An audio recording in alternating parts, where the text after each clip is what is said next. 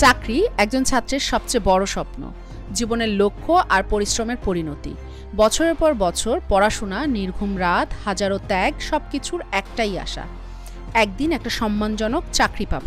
কিন্তু সেই স্বপ্নের জায়গাটিতে যখন জায়গা নেয় অনিয়ম, ঘুষ আর দুর্নীতি, তখন একজন ছাত্রের মন ভেঙে যায়। যোগ্যতার বদলে যখন টাকার দাপট চলে, মেধার বদলে চলে সম্পর্কের খেলা, তখন স্বপ্নগুলো যেন ধীরে ধীরে নিভে যায়। বগুড়ার শেরপুরে পল্লী উন্নয়ন একাডেমির RDA নিয়োগ পরীক্ষায় অনিয়ম ও দুর্নীতির অভিযোগে 4 জনকে গ্রেফতার করেছে পুলিশ।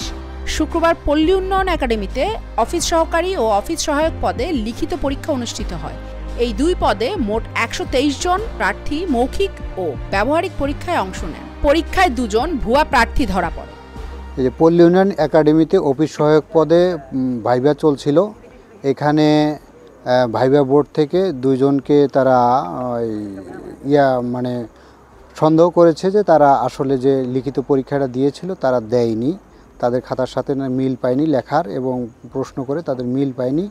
এই জন্য তারা পুলিশকে ডেকে সন্দেহমূলকভাবে আমাদেরকে আপাতত দিল। আমরা নিয়ে যাচ্ছি, নিয়ে যাওয়ার পরে যাচাই বাছাই করে যদি প্রকৃতই তারা অপরাধী হয় তাহলে ওনারা যদি কোনো অভিযোগ করেন সেই প্রেক্ষিতে বা আলোচনা সাপেক্ষে ব্যবস্থা গ্রহণ করা হবে। এই ঘটনায় আর্থিক লেনদেন ও সহযোগিতার অভিযোগে পল্লী উন্নয়ন ও সমবায় মন্ত্রণালয়ের প্রশাসনিক কর্মকর্তা মোহাম্মদ মাহিদুল ইসলাম ও ফারুক সহ 4 জনকে পুলিশ হেফাজতে নিয়েছেন। তাদের বিরুদ্ধে আইনি ব্যবস্থা গ্রহণের প্রক্রিয়া চলছে বলে জানান পল্লী উন্নয়ন একাডেমির বগুড়ার মহাপরিচালক।